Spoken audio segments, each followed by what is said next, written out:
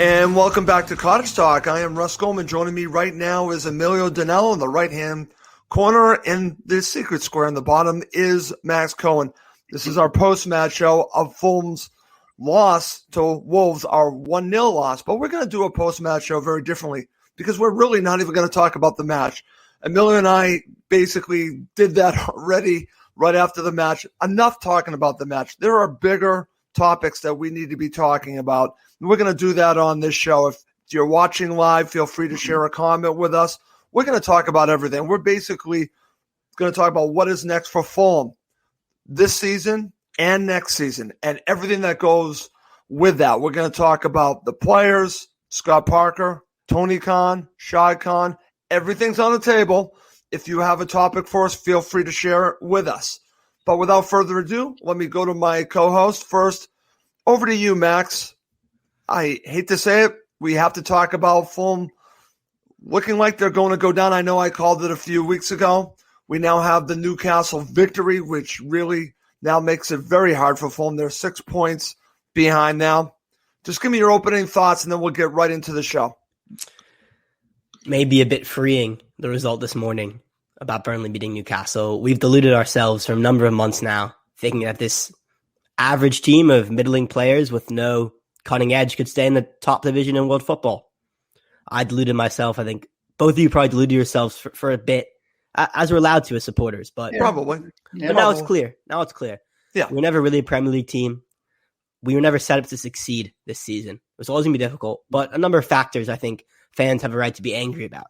Because you could say it always looked likely we'd go down. And I wouldn't disagree. But the manner in which it happened has to be a bit infuriating. I think I'm going to start with someone who we don't always talk about. The first name is always Tony Khan. But let's talk about Scott Parker. Okay. We had a must-win match. He said it himself. Friday night, Wolves.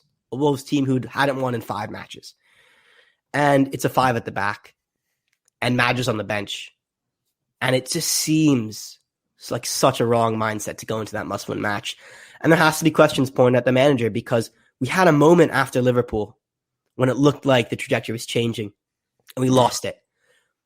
I don't know how to explain it because we're on the cusp of something great. Newcastle were faltering. We were in the ascendancy and we've absolutely regressed. We used to be drawing matches we should have won. Yep. Now we're just losing matches. It's pure and simple. It's 4 in a row. This is relegation form. At the moment we needed to the most, fingers have to be pointed at the manager.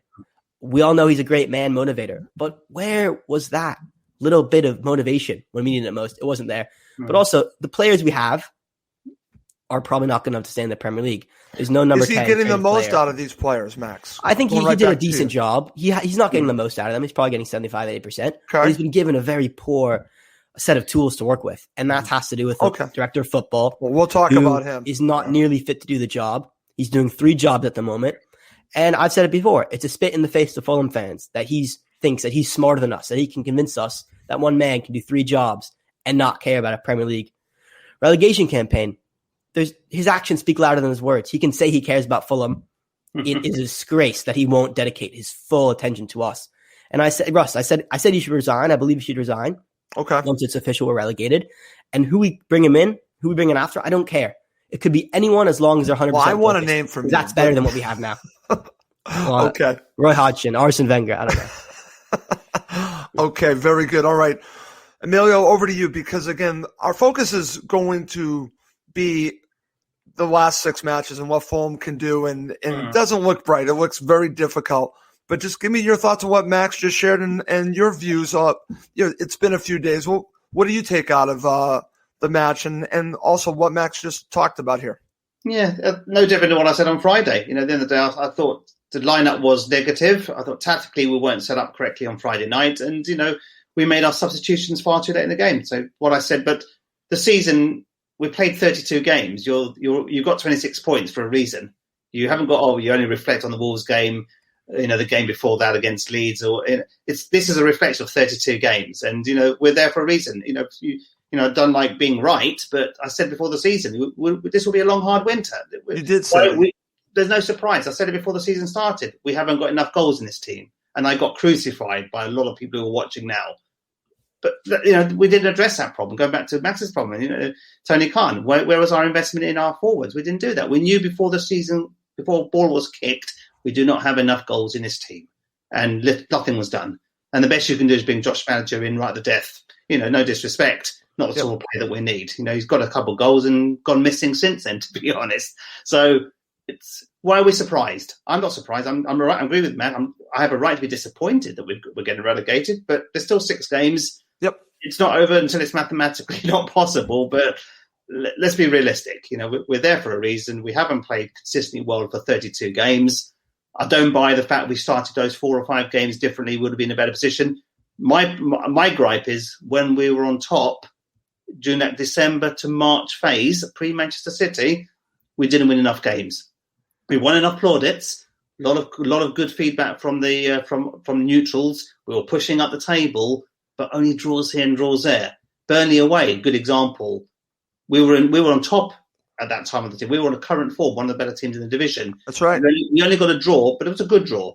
Newcastle playing bad. They've gone there and won today. It's those fine margins. So you had that good spell. We didn't win enough games, and unfortunately, we are where we are for a reason, or many reasons. But I'm angry because we could have avoided this. Yep. But am I disappointed? Not really, because it's we are where we are. We were there for a reason. The table doesn't lie, as David Holly would always say on the show. The table doesn't lie. You can reflect on a negative attitude or poor lineup here and there, but it's 32 games of results, many of which, 5 wins out of 32 does not warrant you to stay in this division. So the facts don't lie, and let's think about what next for the club. Like exactly on your header there on there.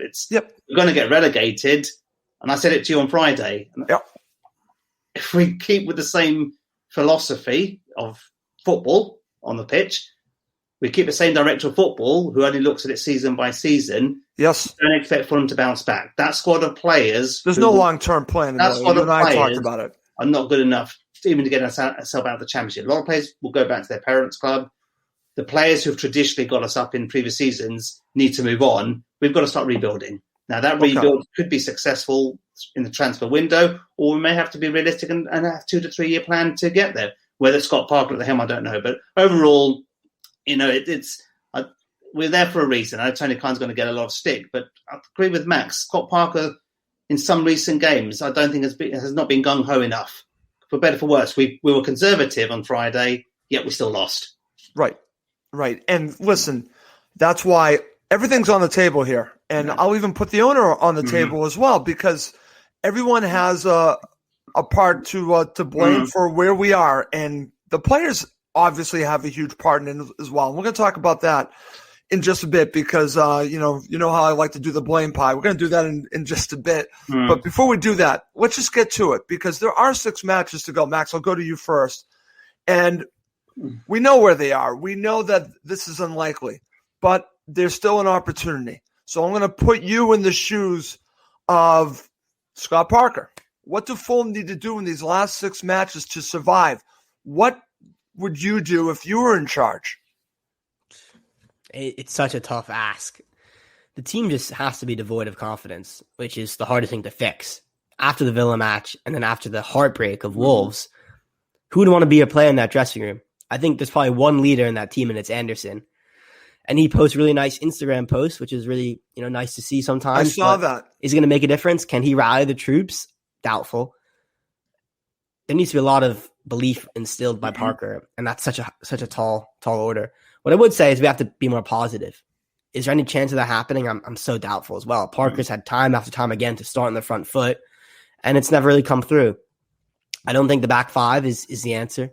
We saw some glimpses on Friday of Robinson being a decent attacking force, but we don't have a top class wing back. And I don't think either Tete, Robinson, or Aina fit the bill. They're all okay to good, but the delivery isn't there. And you never really back them to maybe get a goal or fizz one in the box. And actually, it just doesn't happen regular enough. So I don't think we should do that wing back system.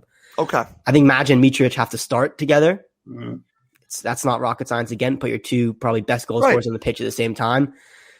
Hope Decorative Reed catches form, but I don't really have a game plan for that. You have to focus on every single match, honestly.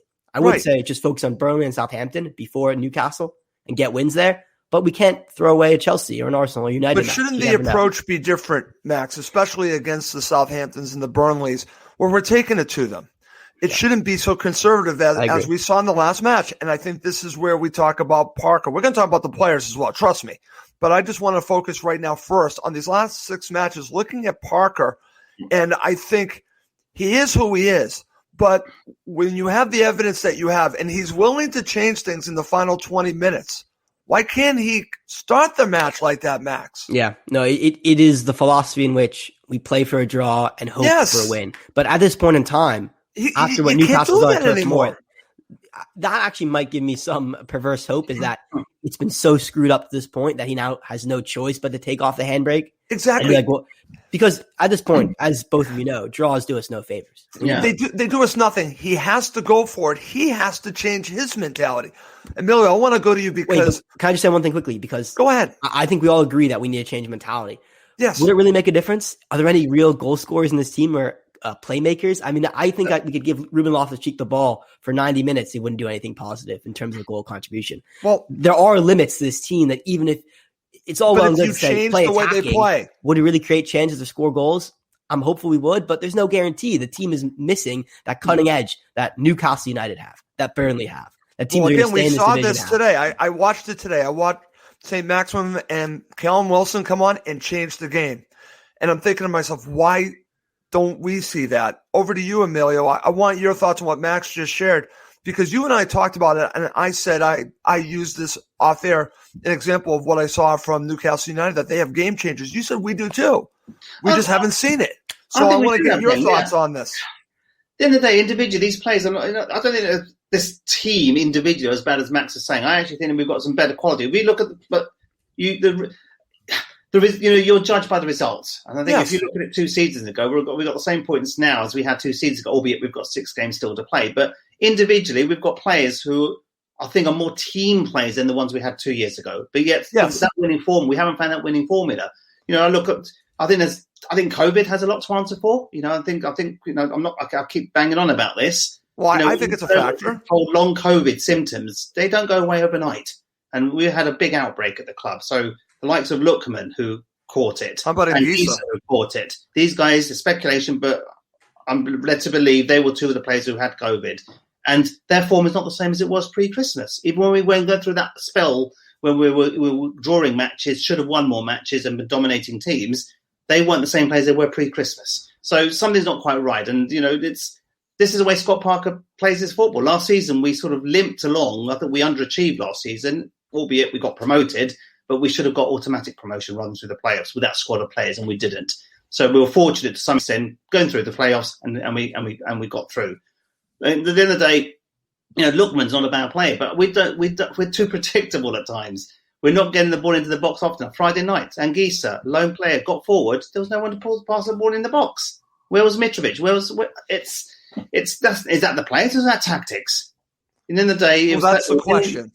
For me, it's tactics. I don't think the players know they've got to go and score a goal to win the match. So so we're going back to Scott Parker on this. Parker's tactics, and we could talk to the cows come home about Scott Parker's tactics. We've talked about it for 2 seasons now, and he's going to learn. At the end of the day, I would still keep him. I think we're going to talk about this shortly, but yeah, we will. He's got to go gung ho, nothing to lose, try your best. I prefer the system we had against Everton. Look how open we were against it, how end-to-end flowing game. We dominated that game. Liverpool away. Look how strong we were defensively and look threatening at times. Go back to that style of football. Put the 2 men up front, and for better for worse, got nothing to lose. Exactly, I actually think playing away to Arsenal and Chelsea, weirdly, we will play better against those teams than we do. I agree with this. I actually agree that we have a decent chance to get something out of these matches, but they have to win one of them or potentially both of them the way things are going. But I think they match up, and Max, I'll go to you. What's weird about this, I think Fulham match up better against Arsenal and Chelsea than they do against the last 2 opponents. It's bizarre to say that, but I think part of that is the mentality of Parker. I think the way he sets Fulham up, we play better against the bigger sides for whatever reason. So what are your thoughts on that? Yeah, we're better when we can kind of sit in that 5 at the back system, soak up pressure, and take the few chances we have, but actually play quicker because it's not possession-based. It's more. In that sense, I don't think you can write it down to simple Parker ball, because Parker ball was championship 2019-20 season where we pass around until the death and don't really create chances. The new system is we actually have much less possession, but try to be more dynamic when we have it, but are very happy to sit off and have a very tight 0-0 game. So it's a similar result. It's cagey matches, but it's still conservative. It's conservative. Whichever way you do it, it's still not aggressive. And at this point, they cannot be passive. They need to be aggressive. He needs to go for it, as you guys said. The handbrake has to come off. If you lose 3-4-0 at this point, does it really matter in the large scheme of things? No, because you need to go for the wins. And what frustrated me about the last match is I kept watching this thinking it's playing it to a point where the last 20 minutes you decide to go for it. You should be having the mentality, if you're desperate, you should be going in from the get-go. Give these players a chance to express themselves from the get-go. And that's the point, as it goes back to Emilio. Are these bad players? I don't think they're bad players. They're not bad players. They're not bad players. Yes, no, they are. They are. Again, you guys have gone on for the first 60 minutes. The table doesn't lie. Stats don't lie. Yeah, but bad players don't score. What? How many goals do we have this season? Definitely fewer than matches played. I'm pretty sure of that. Okay. That's bad players. That's it. But is that the players or is that the actual tactics? No. Come on, Emilio. I really believe that we have had decent opportunities to score this year. We might not have created enough, but we've created a hell of a lot more than the goals we've scored. Good chances. And I do think that is individual players. I don't think you can all put that down to tactics. It's a sense we don't really have a good goal scorer who can do it consistently week in, week out. And we don't have players who can create the chances. That goes beyond tactics. That's recruitment, and that's just individual quality. We have to treat the fact that we can't score just as seriously as the fact that we leaked goals for fun under Slavisa and Ranieri. And then it's the same level of crisis, in my opinion. But it seems a little bit better to have a solid defense but a weak attack. But in reality, it's still shooting yourself in the foot. Okay, that's going to bring up a topic, guys. You and I were talking about this off air. Now, I'm not putting it all on one player because, again, he has his detractors and the fans that love him. Do Fulham miss Tom Kearney? Over to you, Emilio. We look at the chances created. Are we missing someone that can unlock a defense? Are we missing this? Yeah, we are missing that, to be honest. Whether that's Tom Kearney or someone better than him, we have missed out. I mean, there's no quality. There's no one who can split that defense, have a good eye for God. Loftus-Cheek is meant to be that player. He's been constantly played out of how many multiple positions is he playing? Parker hasn't found the best position for Ruben Loftus-Cheek. Is it one goal in 27 games? That tells a sorry story. But is he a bad player? Well, I don't think he is a bad player. I think his record at Fulham suggests he's a bad player. But Crystal Palace, he shone. Why did who's the manager? Was it Roy Hodgson, the manager at Crystal Palace? Now, Roy Hodgson found a way of getting Loftus-Cheek to play well and scoring and assisting. Scott Parker hasn't. Now, is that because Loftus-Cheek is injured, still carrying an injury, not the player who was pre his surgery? I don't know, but you don't suddenly become a bad player overnight. Now, using that example there, Tom Kearney's been injured. Loftus-Cheek has had more freedom, but obviously hasn't created anything. So I think on the balance of play, I think we have missed Tom Kearney's invention, composure at times, calming influence on the team. I'm not saying he's captain material, but we know he's not. But it's some of those skills that I think we have missed at. At times when the chips are down, we need someone with a bit of brains. That and creativity. Yeah. That and creativity. Max, your thoughts? Because again, we forget that he's been out for so long, and he does have the tendency to slow down the team. He does, just because he's not a quick player, but he does have that creativity, as I said, and as Emilio just said, he's a smart player. So, do we miss him? Yes, we do. For all the reasons you guys listed, there's not someone to pick that final pass, and yes, he does slow the play down, but there's a side of him which we rarely see, but we sometimes see, which is hard tackling, which is aggressive, which is living up to the captain's armband in which he used to wear. So we do miss a player like him. What I would say, though, is that a player automatically gets better the longer he's out of the side and the team's doing poorly, because we create him into this figure, which, he might not be. He's not all that. I would love Tom Kearney, but we have seen over the past couple of Premier League seasons, he's not quite Premier League. You're right, yeah. But I think we're missing. Things would be better with him. Maybe he's not the 100% answer, but we definitely need a number 10 in that mold if we want to be successful. Because as you guys have mentioned, Loftus-Cheek out of position, out of form. Who's picking that pass? Yeah. Harrison, Reed, and Lamina are always primarily defense first. And I was impressed by Anguissa in the sub appearance against Wolves, but he does tend to lose composure when it actually matters in the final third. That's not his forte. Right, Where's the player who's picking that pass? And as we've gone through the entire team, it's just not there. Are we surprised we're in the relegation zone? As Amelia said, probably not.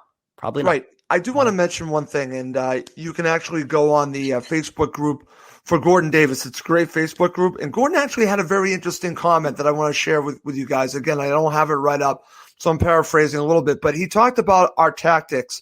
And, as a striker, Gordon has said on this show that Mitro and any striker is living off of scraps.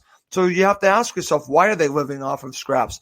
And he used the example of the way that we play with the inverted wingers that they're cutting in. Then you're expecting your fullbacks to overlap and get crosses in the box, and we're just not seeing that. It's the combination that it really is wanting to play, as Gordon said. It seems like Parker wants us to play like Man City, Emilio, and we're not Man City. Mm-mm. Yeah, and then we look at the players that we've persevered, or Scott Parker's persevered with. Caballero. It's like obviously he's seeing something in Caballero that we don't see in 90 minutes on the football pitch. We saw Caballero have a very poor to average season last year in the Championship, yet he's figured more this year in the Premier League than he did last year. If you actually look how many games he's played this season, more than last season, that doesn't feel right. Deco Dovereed, come on, I know I was his biggest critic before the season started. I know he's a top scorer. He's tried hard, but he's just picked up a knock. He was anonymous on Friday night. Yeah, he was, and we're starting to see why I don't think he's a Premier League player. At the end of the day, I can't fault his endeavour, his commitment before Christmas, scoring some important goals, running up and down the pitch, versatile. But is he a Premier League player? Not really. He's a bottom 4 Premier League player, which is naturally he's in that team. Same with Caballero. Same with Knockhart, Cabano. Yeah, they're all in the same box, Emilio. They're just not good enough for what we need to stay in the Premier League. These players aren't Premier League players, so we're going to utilise them next season. Yes. So what are we going to say? Joe Bryan, you're not good enough for Premier League. Go back and play left back next season. Johansson, you're not good enough for Premier League. Come and play back. We need to move on. Goes back, rebuild. Look at our strategy for recruitment. And push on, and it's going to be. It may be a difficult couple seasons. Fans need to be realistic. I think we're going to talk about that in a moment. But overall, the only creative player that we have is Lookman, and unfortunately, he's been found out because he's always got 2 people around him. So he's getting no productivity. Earlier in the season, looking more dangerous. Since Christmas, since COVID, he's not the player he was. And unfortunately, we're not creating enough chances. And with that outlet out of not figuring, then. Where's your creativity coming from? Loftus-Cheek out, no confidence. Right. We haven't got Tom Kearney. Caballero's running like a headless chicken. It's, to Bax's point, where are the goals? The goals aren't going to come from anywhere because we've not got any creativity, no quality there. No, good stuff. Good stuff. Okay, coming up next, we're going to play the blame game. Who do you blame and what percentage do you give to the categories that I'm going to give my co-host? And later on in the show, we're going to talk about next season. Boy, there's a lot to talk about in regards to next season. Okay, guys, let's get to it. I'm going to start with Scott Parker. Emilio, I'll start with you. How much of the blame do you put on Scott Parker for where we are right now? Look, if I turn the clock back 2 years ago, me and you, I remember, did the show as soon as he was appointed. Neither of us were inspired, but you've got to respect the decision that was made and to give the guy a chance. He took the helm. The last 8-9 games of the season a couple of years ago, got more out of those players, but naturally we got relegated. I thought we underachieved last year, but he still got us promoted. So you've got obviously naturally you've got to give him a chance. And I'm still not his biggest fan, but I like him individually. I think you've got to do what Burnley did with Sean Dyche. You can't keep sacking managers. Give him. We've learned from our mistakes this season. He will learn from his mistakes. Maybe some of his tactics, formations, approach weren't suitable in this cutthroat division. So I think he will be better for that next season. So I think you persevere, give him the tools and allow him to be part of that rebuilding exercise. But he's young. We knew that. So I can't put too much blame on him entirely because you can only play at football in a team of 11 with the players at his disposal. He had championship players coming into the division. There was no investment at the start of the season. So he was only given limited tools, so I can't blame him for that. That goes back to the owners there. But overall, there'll be some of the post-match shows that we've done and straight after games, we've said maybe substitution decision-making a little bit slow at times. He didn't show enough urgency on Friday night against Wolves. I think Aston Villa last week, I think he was naive. At the point it was 1-1, you change it. He didn't, and we crumbled within 12 minutes. So that was another weakness that he'll learn from. Don't do what Chelsea do, sack Frank Lampard and move on. We're not that type of club. Give the guy a chance. He'll learn from his mistakes this season. And, I think he'll have to be part of this rebuilding, and he can attract the right players as well. I think you've seen that. I think players want to play for him. Yeah, players are playing for him, and he will give them plaudits. And he's not afraid to make some ruthless decisions by dropping Tosin on Friday night. So that was a tough decision. Yeah, it was a tough decision, but he made it. He made it. So overall, deserves credit for that. Clearly, you have to take some blame because formations, tactics, etc. His style of football, he's been a bit stubborn, not changing it, and you've got to give him some blame. I don't know if you want a percentage, but I think give me a percentage. 30%, you've got to put it on the manager. Okay, maximum. I think maximum. The owners take more responsibility. But if we look at it, I'm going to change that because you've got players, manager, and other, i.e. So I'm going to say Scott Parker probably takes about 10-15% maximum. 10-15%. Okay. Yeah, if you look at the balance of those three. That's fair. That's fair. How about you, Max? What would you put the percentage on the blame for where we are? We've done this several times, the blame pie. How much would you put right now on Scott Parker? And then we'll talk about the players. The conversation we've had over the past 10 minutes, I think, has perhaps moderated my view on him because we've gone through the squad. And as Emilio said very well, a manager can only do what he can with the players at his disposal. We're crying out for more attacking, more creativity. We just went through the attacking players we have. Yep. And it's not there in the sense that we need it to be there. So that's when I feel like when we see him play 5 at the back against Wolves, or we see him be conservative with his subs, maybe that's just Parker playing within the team that he has. He knows that he might want to play more aggressively, but he knows he doesn't have the players. He doesn't have the tools. Okay. That's one sense. The other sense, though, is that he has been too negative. Even with all that said, you simply can't play 5 at the back in a game you call a must-win. Exactly. You simply can't insist on playing players like Cavallero for large stretches of the season. There's been some baffling substitutions. As you've mentioned, it's been too slow. He's not aggressive. I would go a bit higher than Miller. I'd probably say 30%. 30%. It's down to Parker. Just because, the manager is a person who knows the team the best. And he still made some strange choices and didn't really go for it when the games are there to be won. But so much of it is the players at his disposal and also the players themselves. Okay. We're going to talk about the players. I'll go right back to Max. When you look at it, and then we're going to talk about Tony and we're going to talk about Shahid after this because I want to include them as part of this. There are 4 components to this because I think ownership we have to include as well. And obviously we're going to talk about the director of football. But before we do, let's look at the players themselves going out there. Now, several of them are on loan. We understand that. I can't fault the effort. I think that they're giving much effort. But actually, Mike Gregg brought up a good point on Twitter. I don't know if you guys saw this, but he basically, I'm paraphrasing, I don't have the tweet up, but he was asking the question, did the players out there seem to you were busting a gut for 90 minutes? He actually did say that after the match. And it's a valid point, but I think overall, I think the players have given themselves a great deal to Fulham, and I think they generally want to do good for Fulham. There's always the argument with all these loan players, do they care about the club? I think these players actually care about the club, as you saw with the situation with Mario Lemina after the match. I think he took it to heart. I think he absolutely took it to heart. So how much of the blame do you put on the players, Max? I'll give it a decent 20% because their effort cannot be faulted for the majority of the season. I think the Liverpool game typifies that. They literally were throwing their bodies at the ball and they're hugging Parker at the end. That to me showed that they care, even the ones on loan, which is a question a lot of people have been raising, Ross, as you mentioned.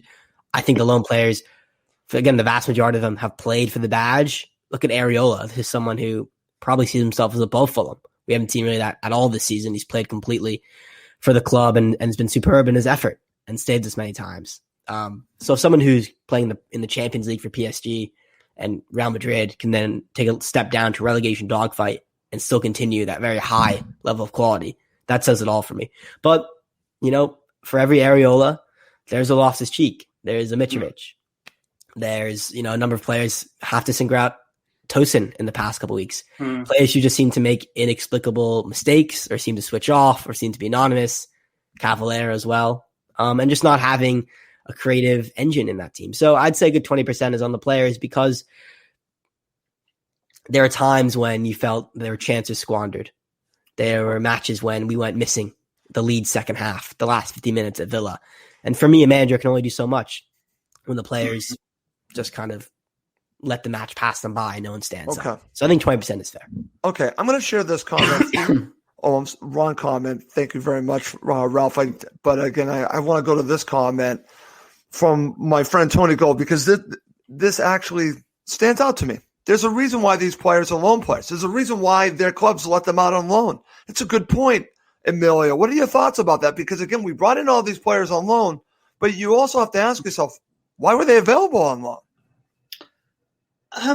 Then this is where there's, let's talk at the beginning of the season when we got these loan players. I think many of our fans were quite happy. Lookman, I thought then Lookman, we've got Lookman, Loftus-Cheek on paper before they kicked a ball.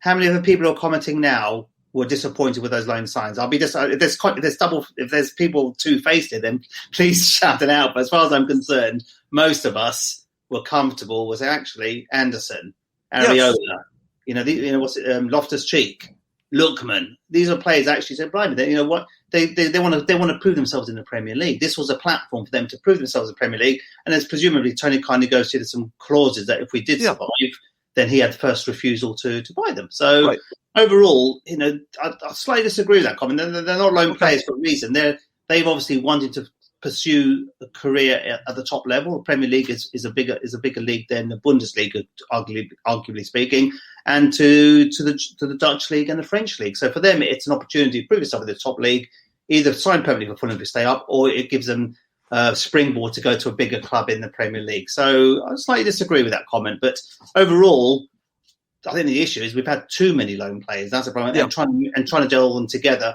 And it goes back to the recruitment policy. We had a squad in the Championship that we all knew is very limited at Premier League quality. And therefore, you have to supplement that with additional signings, whether it's permanent or not.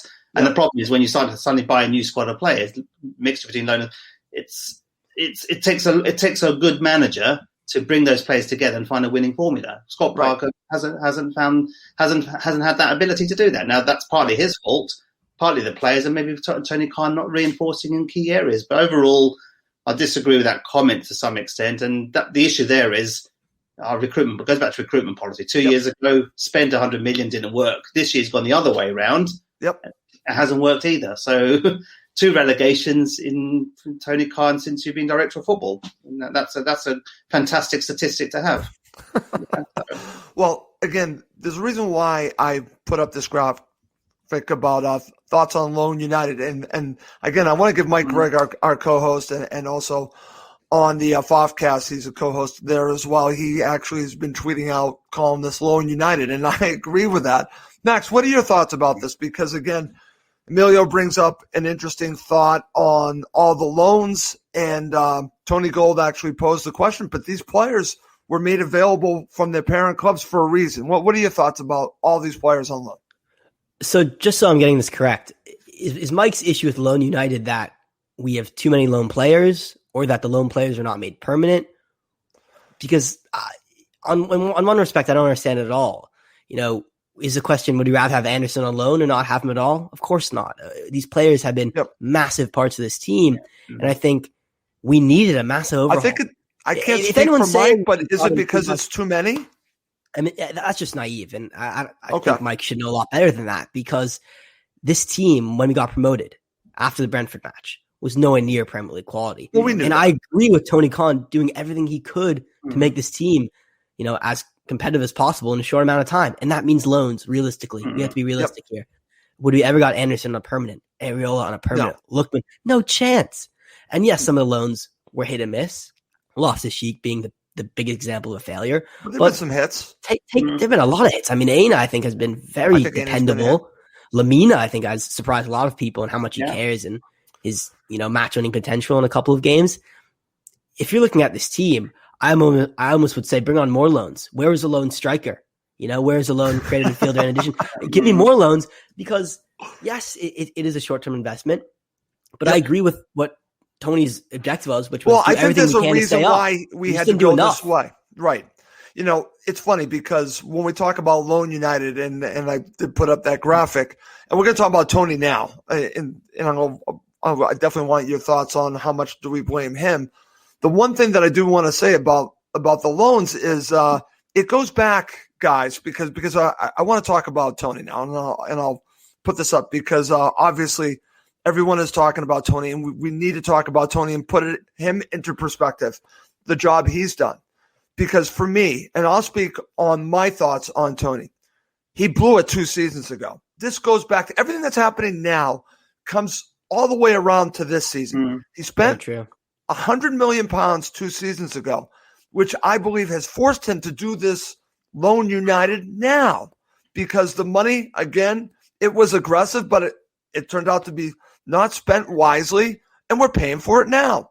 He has found creative ways to bring in players, but overall, he is covering up the mistakes from 2 seasons ago with the way that we're doing business now. This is a reaction to make sure that we are FFP compliant, I truly believe, and a reaction to the mistakes made 2 seasons ago. So with that said, Max, I'll start with you. How much of the blame do you put on Tony Khan? Oh, a tremendous amount. I'm really glad you brought up the transfers from 2 seasons ago because I just looked it up right now. Let me just read off the list of names. Read off the list and look at the money spent. Yeah, Jean-Michel Seri. This is, for some reason, I'm in dollars here, but $33 million. He was many 25 million pounds around about. Anguissa, he was, again, probably around 25 million pounds. Mitrovic, success. Alfie Mawson, Joe Bryan, Fabry, Lamarchand, Nordveit, Sherla, Markovic, Chambers, Rico, Vieto, Fosu Mensah, right? These are the players coming in. And, of course, as you know, very few of them are still with the side, and a lot of them are very expensive mistakes. And you're right. It is a knock-on effects of that season, which led to us loaning players in, not having enough money. They're bad transfers. It wasn't the money spent. I'm happy spending money. We need to spend money. It was just poorly spent. It was poorly spent. Exactly, Max. But when evaluating Tony Khan, I think there are kind of 2 aspects we have to look at. One is the actual transfers, which I think a lot of them have been hit, but a lot of them have been missed. And it's tough to evaluate it with a level head because he brings in someone like an Anderson on loan, Ariel on loan. Those 2 loan signings are remarkable pieces of business. He deserves credit for that. Just applaud that. And I think it's tough because it's a more nuanced view than maybe I like to believe, or anyone else likes to believe. The good comes with the bad. Unfortunately, the reason why he doesn't get the benefit of doubt, I think perhaps another person would get the benefit of doubt, which would say, listen, Tony did an absolute wonderful business. He also had a lot of misses, but he cares about the club, so we'll give him benefit of doubt. The reason which the fan base and myself turn against him is because I think he's taking us for fools in the sense that he could convince us for however many seasons that it was unacceptable for a person to do 2 other jobs on the side while being a Premier League director of football. He convinced us. And for a time, I thought maybe he actually can do it. But in reality, there's no situation that's acceptable. It's a lot of his nepotism, a lot of his naivety, a lot of it. He is a chairman's son, plain and simple. Because show me another business when perhaps, the COO, I'd say, or the CEO, he's doing 2 other jobs on the side. Oh, and his father's a chairman. It doesn't happen. And they've kind of used Fulham Football Club as their plaything. As their plaything. And I think the fact that you see him tweeting over the weekend, I'm glad he's not tweeting about Fulham anymore because it just makes it worse. How I feel. But he's tweeting about the wrestling. Tweet at all. He shouldn't. Thank you. He shouldn't. And that's when I think I really got disrespected because he is someone who I think has good intentions, but is a bit arrogant. Is very arrogant and thinks, these Brits or these American Fulham fans, they'll be happy we're investing and they'll be okay with me having a couple of side ventures, which are a bit more than side ventures. But at the end of the day, the fan base is smart. And we demand someone who wants to be a part of this family and not be a part of other pursuits. And that is not a ridiculous ask. That's not a hateful or abusive ask. It's actually the bare minimum that a Premier League club should demand. And we've been disrespected because we don't have that. And there's a reason we're in this predicament is because there's not 100% attention placed on it. And there's a reason you have hit and miss transfers. Just give me someone who cares about the club and only cares about the club, just like the other 19 teams have in terms of the director of football. Okay, and I will say this before I go to Emilio, and I had a nice back and forth with several supporters, and the only thing I will say is you want to get rid of Tony, just think of names of potential replacements because I want a solution, actually, and I'll give Steve Liddy some credit here. Steve's really came up to the plate and said he would have Gary Neville as a director of football. And Let me go. and bring in Rafa Benitez as your manager. Now, again, you might not like the names, but the point is that Steve took my challenge and actually came up with a name, and I appreciate that. But when you look at this, it's funny because Scott Danfield, who I respect a great deal, said, when we're talking about Tony and that ultimately, the father has to look at, in many cases, the father has fired sons and businesses. And I'm thinking, I haven't seen any examples of that. I'm sure there are. That's going to be a tough ask to fire your son. But, and we'll talk about Shad in just a bit because again, it's a tough pill to swallow. So because then it comes into, well, if you're expecting that, I think it's more likely that you would need them to sell before Tony is taken away from the job. But Max, to your point, if you take out the nepotism and you look at the job he's done, and I said I would wait until the end of the season if we got relegated, it looks likely. But if that is the case, he should be fired. In any other general manager job over here, we are in America, he'd be fired already. There's no question about it. He'd be fired. And so I will say that. I will definitely say that. I want to give the end of the season and then say it then, or he's, and then we could talk about should he continue. But if Fulham are relegated, he definitely should be fired, sacked. Absolutely. So how much blame do you put on Tony, Max, before I go to Emilio? So how many more categories do we have left? Are we giving Shahid Khan a separate category? One more? One more. So I'd say 49%. Okay. Over to you, Emilio. Your thoughts. At the end of the day, I'm not defending anyone here. Let's be very clear. So we've got an owner, who's invested a hell of a lot of money in this club. To Max's point, the intentions of the owners have been very clear. They've spent over 100 million a couple of seasons ago. They spent a lot of money last season in the Championship to get what I call average players on permanent contracts. They've done their best this year to keep us in the Premier League. Yep. They're spending a lot of money on the stadium, so their heart's in the right place. But their record, unfortunately, is showing 3 relegations out of 3. Maybe the first one we can give them a slightly exception there because of the inheriting an aging squad. But it goes back around what's the philosophy for our recruitment. That's the problem. It just seems to be season by season. All this massive purchasing a couple of years ago, and I agree with you, Ross. We haven't recovered from that. No, he made some poor decisions, overinflated prices of some of the players, and we got relegated. With a wimp, to be honest. But also last season, losing Knockaert and Cavallero. Why the hell are we signing two players on permanent contracts? For excessive funds, both very average. Then they're either bottom 3 or they're Championship type players. So that he needs to take criticism for that. I don't blame.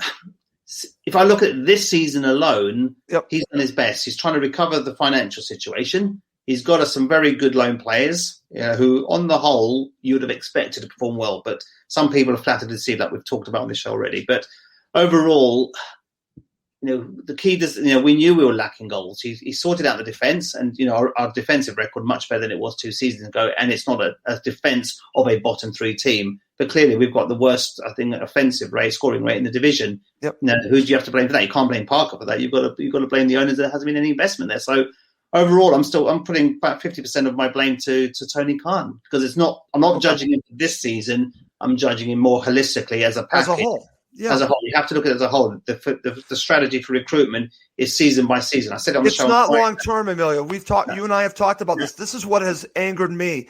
It does not seem like the long-term solution. What is the long-term solution? As you mentioned to me, when you look at Brighton, they have a long-term plan. Southampton, they have a Southampton way. Wolves is my good example. They had a Championship squad. Sorry, they stormed the Championship when they got promoted, but they had players who were capable of playing at this level, and they proved that for 3 seasons. 2 seasons ago, we got promoted with players we knew that were very incapable of playing the Premier League. And we've done the same again this season. We've got promoted, and maybe there's a comment I've seen someone of the fans here. Did we get promoted too early last season? Because we didn't have enough quality there.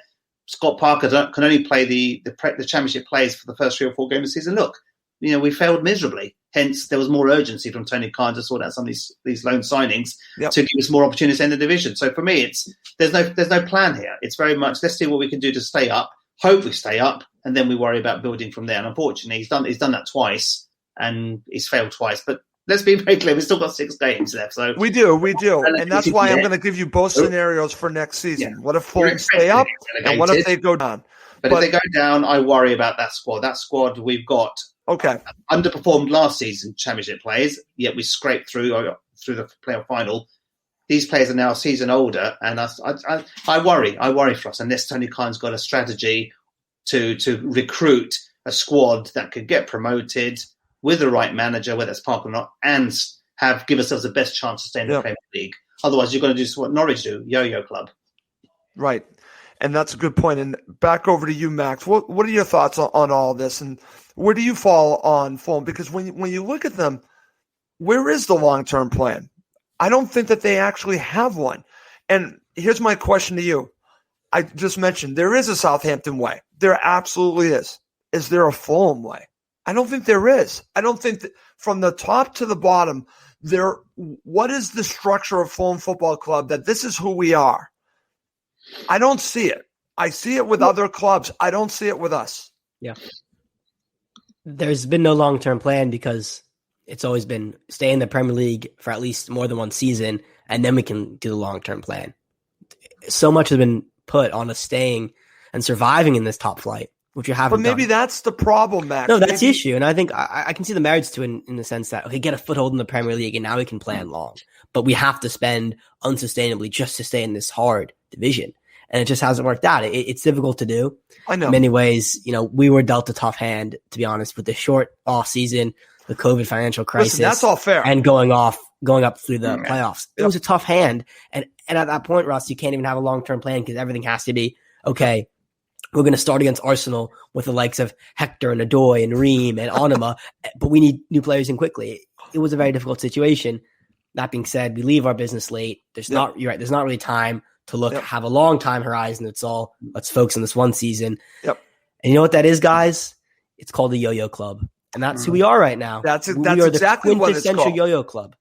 We go up, we go down, we go up, we go down. And right now we're on the down. I don't want to be Norwich, to be honest with you. I don't we want to be Norwich next season because this is the thing. We will, we've got too many loan players who will likely the majority will return back to their parent club. Yeah. And the existent permanent members of the team. But they know how to do it in a way. They absolutely know how to do it. But I worry. I think I think that the depth will this way. These players are older. We can't keep relying on Brian, Johansson, Cabano. We've got to move on. That's going to be the whole point about rebuilding. So you're letting loan players go, letting permanent players go, and let all these loan players that we've loaned out. Yep. Bettinelli, has he shone at Middlesbrough? No. Cabano shone? No. Mawson shone? No. Johansson's the only player who's actually doing well at his loan club at QPR. Yeah. The rest are all, where's Knockout? Hey, don't forget Kamara, he got sent off in his debut. And he got sent off. But these players, so let's be honest, we've loaned out so many players out. Yep. How many of them have thrived at their clubs? Probably only Johansson. That's good. And you want them back in Fulham, really? Yeah. Again, that's my point about the whole rebuilding. You can't suddenly build a new squad overnight, and that's where we've got some problems there. Okay. All right, guys, before we finish up by talking about next season, I want to ask you about Shad Khan. And you've already said this, Emilio. Shad Khan's heart is in the right place. I truly believe that he cares about Fulham Football Club. He's invested money. I've always said, as an owner, as long as you invest money, you're good with me, and that's what he's done. But the question is, I actually brought up the wrong graphic. But again, the graphic that I really want to talk about, how much blame do you put on Shad Khan? And then, because again, I'll then ask the question, if you want Tony gone, I don't see that happening. So then do you want Shad to sell the club? Because again, I don't, but if you truly want change, is that the only way, if people are, I can't imagine Tony's going to walk away. And I can't imagine that Shad is going to fire his son. But let's start here. How much blame do you put on Shad Khan, Max? Yeah, I'd say very small. 1% is, I think, what's left for me because he's not someone, in my opinion, that's intimately involved in everyday decision-making. His main role is to write the checks.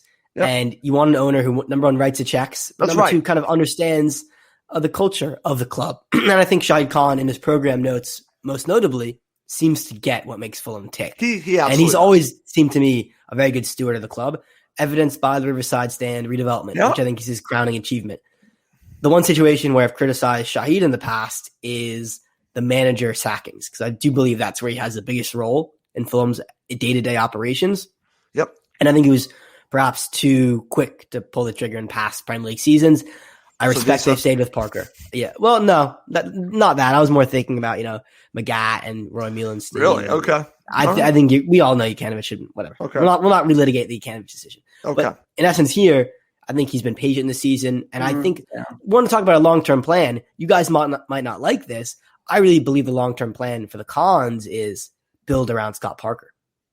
I do agree with that. Yeah, I absolutely agree with. Listen, I everyone wants a long-term plan until it's a long-term plan with the manager you disagree with. So Yeah. fans can be a bit fickle, to be fair, but I do think they don't want to. I think they're all in on Scott Parker. I Yeah. agree with you on that. I agree with you, Max. I'm going to go over to Emilio now. Emilio, quickly on Shahid Khan. Look, I'm going to take the royal family here. I know Duke of Edinburgh passed away, so I'm going to rest in peace then, and all the love to our Queen. But look at the situation with Prince Harry, and same thing there. The royal family haven't dethroned Prince Harry from his title yet. So to be honest, I see the same thing here. It's literally Shahid Khan, has done the best for the club. He's invested millions. He's done the right thing. I agree with Max. He hasn't necessarily fired managers left, right, and center. He's built the squad or given faith in Scott Parker, a young manager who he believes will be the future of this club. I don't think Scott Parker will be sacked, to be honest with you. I think Shahid Khan will look to retain him. And the question is, does it go back to the royal family connection? Does he want to sack his own son in public, or does he actually want? Or they'll probably have negotiation discussions offline. And if Tony Khan means well and knows well, he'll probably say, "Look, put someone else in place." But they'll do it collectively to ensure the club can thrive and succeed in the future. I actually think there will be a change. I actually feel that the owner will not accept two Premier League relegations. Okay. So there are fundamental flaws there, and I think he's given him the chance to say, "Look, my son, do what you can for the club. Let's take this club back to the heights that he wants to take them to."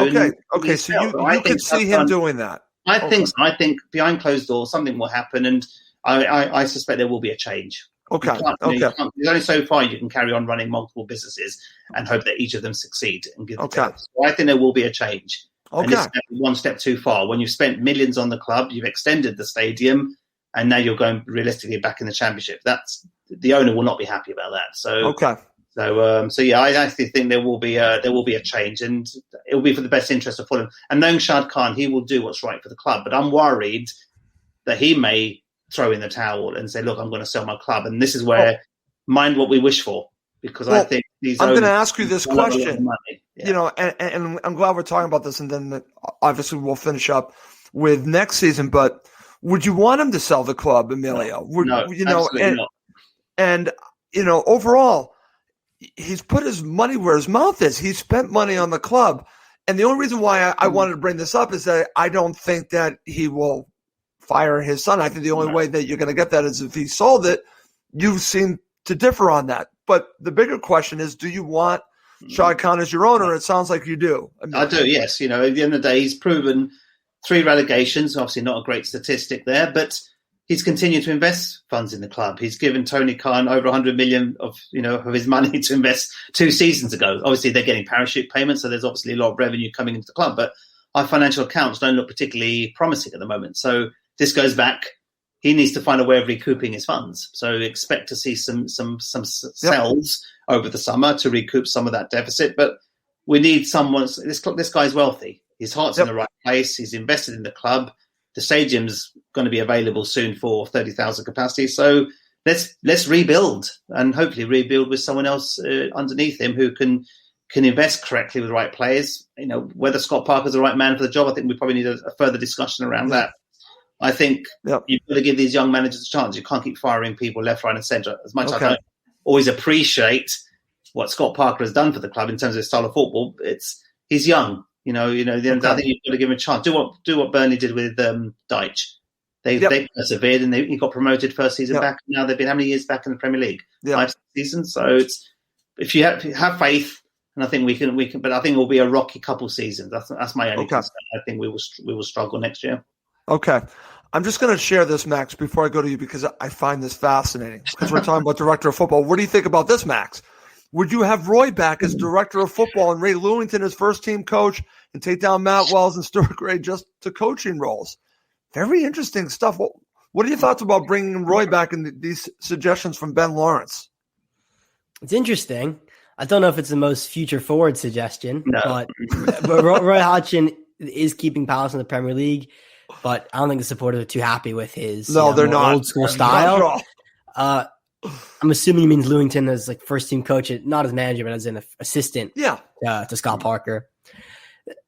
I don't know. I don't think that's the answer, to be completely honest. I think Roy Hodgson's a legend of the club, but I think we need perhaps a more modern director of football at that.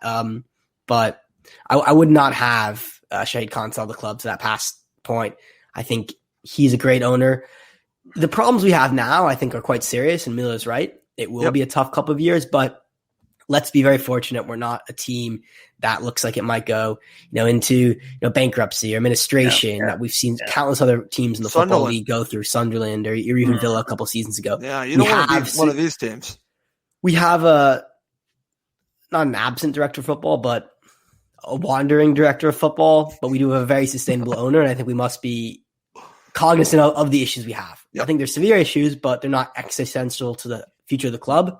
And for that reason, I don't think there's any need to sell. I'm happy with Shahid Khan at the very top. Mm-hmm. Okay, good stuff. Good stuff. All right, guys, we're going to finish up with next season. So I'm going to give you 2 scenarios.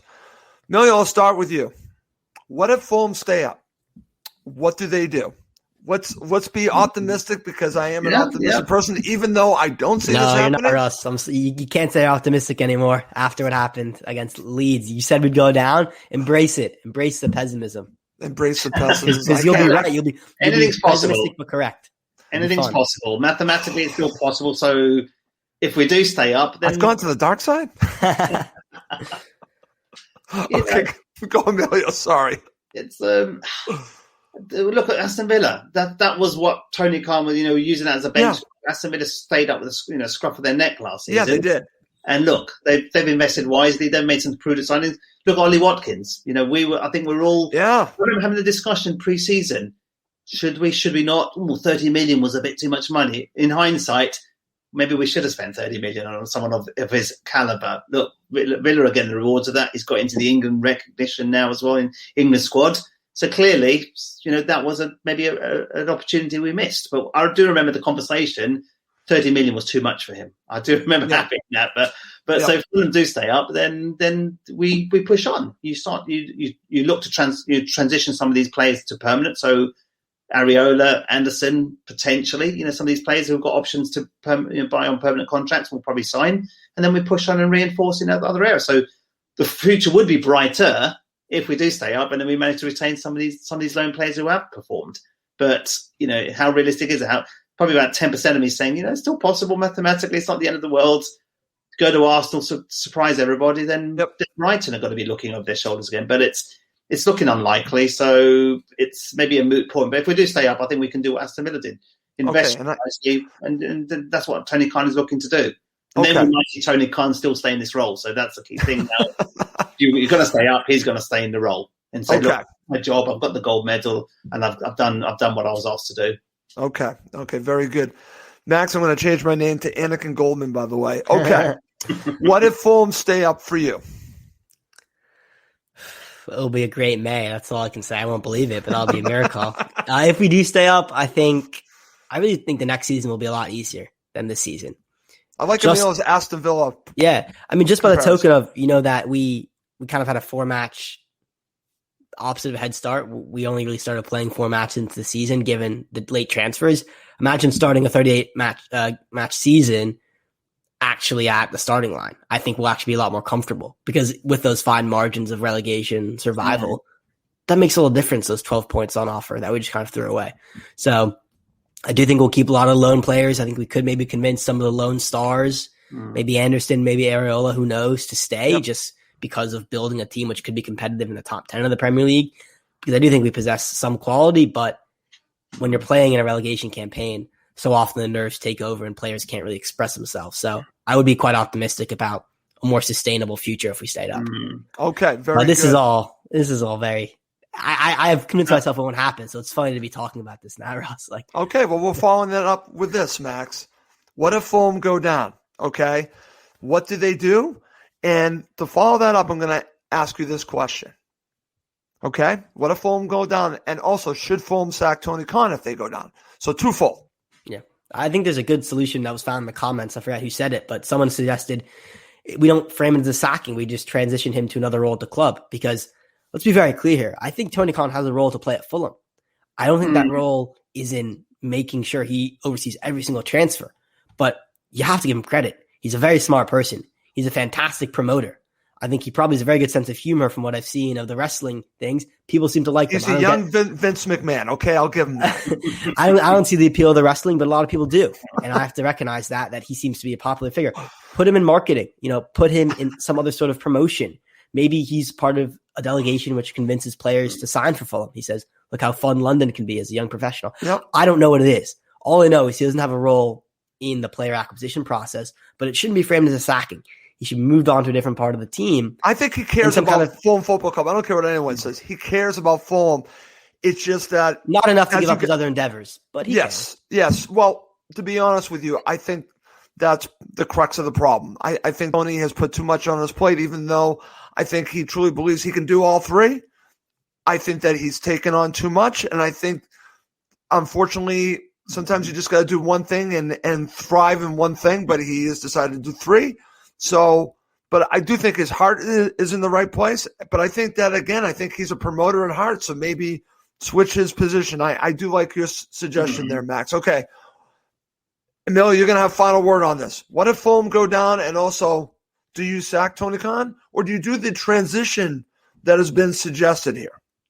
Yeah, if we go down, I think I've said it quite a bit already on the show, but it will be, I think, have the club got the balls to go against their philosophy and try to do tactical signings in the summer? Or do we go and buy players who are capable of getting promoted first time around and are capable of playing? That's a key thing for me. If you're going to try to play conservative, go do conservative signings and try to get promoted, but then you have to replace when you get to the Premier League. That philosophy needs to change. And I think twice they've had their fingers burnt now. I don't think they'll do it a third time. Tony Khan, I don't think will be sacked per se. I think maybe he will be out of the picture directly. His wrestling business is thriving, so I think it is obviously sense and not compromise that. Let him focus on that. Let him carry on the success of that business and allow someone else to take the reins day to day with the club. But if we go down, then promote some of these academy players, give them a chance. But we need to start building some not Knockout and Cavallero. We spent big money on them to get them on permanent contracts. They're not good enough for the Championship regularly last season. I think they need a clean house, Emilio. I've said it before. We just need a bit of a clean up. Yep. Some of these players, and even Joe Bryan. Why would Joe Bryan want to play for play again in the Championship when he's clearly not good enough at this level? Now, do we move on from Joe Bryan, or do we keep him just to get promoted when clearly he's not good enough at this level? Then you look at Tim Ream, move on. Onema, not good enough. There's a list longer than my arm. Chris Davidson, I don't know if you're listening or not. I know I was having a big debate with him offline last night, and as far as I'm concerned, we agreed to disagree the whole time. Yeah. But there's a lot of players. We've got a lot of dead weight in this squad. So that's a worry for me, the rebuild. Okay. We rebuild from scratch, promote some of these academies. But to Chris's point, we do have some players that you can build around. Anthony Robinson, Tosin, you do have players, and he's pointed that out to me as well. Yeah, Cabano, Kamara, Ream, Onema. Yeah, I understand those players going. Yep. These players, Bettinelli could argue as well. So it's there's double-digit figures. We're talking about players who are really not good enough. If you want to get straight back up, then you need to reinforce quite significantly, and that's going to mean and get some of these youth players involved. Emilio, again, we're seeing the success. Another golden age for the under-18s. We're seeing it again. Yeah. Start promoting these guys as they are through the under-23s, and eventually give them a chance with the first team. Give them a chance because, again, you might find the next Ryan Sessegnon. You might find them. And I have confidence that whether they're strong enough and brave enough and good enough to be able to to get promoted and play at the top. That's my concern. Steve, I'm sorry. I have to jump in. Steve Lydian, I completely disagree with you. Robinson is not the same as Brian. I completely disagree with you. Anyways, go ahead. Sorry. I disagree with that. But for me, it's all about, if you want to do what Wolves and Brighton have done. Wolves is a good example. They had a squad of players who were good enough to get promoted and won the championship outright and have stayed 3 years in this division with tactical improvement season on season. Yep. That's where we'd like to get to. But if you're going to play the bulk of your championship squad last season in the hope they'll get promoted next year, it's not going to happen. Okay, very good. All right, great stuff, guys. We've gone over an hour. This has been a very interesting show. Max, I'm going to say this to you because you said this to me the last time we did a show, that you thought it was a little bit therapeutic, that you got it all out. Do you feel that way after doing this again?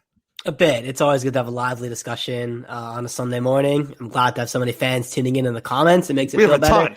It's a Fulham community. We always seem to rally together after big defeats, rally together in our frustration, our anger. But it's nice to talk about the future for once. And I guess now it's kind of settling in that we're not going to stay in this division. Maybe that's needed. The acceptance, like the 6 stages of grief or whatever. It's one of them is acceptance. And I think we're in that stage as a fan base now, accepting that there might be a chance, but most likely we're going to go down. Yeah. And just talking very clear-eyed, very rationally, what comes next? Yeah, exactly. What the repercussions are. That's why I appreciate Emilio, Russ, you guys doing the show today, because a lot of it was looking forward. And I think that's important. We can look back and we can analyze, we can criticize, but what's next? And I think that's really exactly that was the point of doing this show, Max. And when I thought about doing a post-match show before I was going to contact you, I'm thinking, one, I didn't want to talk about that match again. That was number one. But number two, I wanted it to be constructive. I wanted to think of a show that would actually be beneficial, not just to us doing, but for everyone watching and listening. And I think we did that today. And that was the bottom line. You just said, Max, we're a community and we bond together. We go through these similar situations together. So let's talk about it, but let's look forward and talk about what can Fulham be in the future, because they could go down, but we're still going to be there. The Cons could sell at some point. Who knows? We're still going to be there. It's really about us. The players are going to come and go. It'll be about us. So that's the bottom line. We are the Fulham family, and that's why I thought this would be a great way as a family to come together. So I hope we did that. Emilio, your thoughts on the show before we go? Yeah, it's been a good show. It's like you've hit the nail on the head there. So we are a Fulham family. We've seen a lot darker times. I've been 41 years. I've been going to Craven Cottage now, so it's I've seen much darker times than we're going to have in the foreseeable future. But I think my only worry is we're expected to bounce straight back in the Premier League and go play against these big clubs again. That's my concern. So I want to have the right manager, whether it's Scott Parker or not. I want to have the right recruitment strategy from the top and start having a bit more respect amongst our neutrals, because they're all applauding us for our style of football. Yeah. But we're a joke club when it comes to manage it, from a recruitment philosophy. And that's the worry. We need to change that philosophy so people want to play for Fulham Football Club, love Fulham Football Club, and can take this club to the levels we deserve. I don't want it to be a yo-yo club. No, neither do I. I want to be back to the Fayed days with 13 years in the Premier League. And there's no reason why they can't be, Emilio. There's no reason. And that's kind of where I think,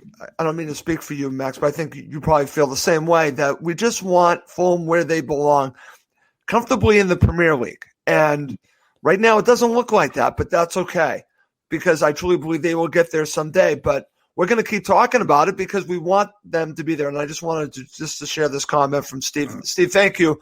Cheers, he Steve. basically said he was listening to the three of us, but we are a big Fulham family, and that's the bottom line. And I'll end by saying this before we end the show, because part of the reason why I wanted to do the show is as I've said to Max several times, it allows me to express myself.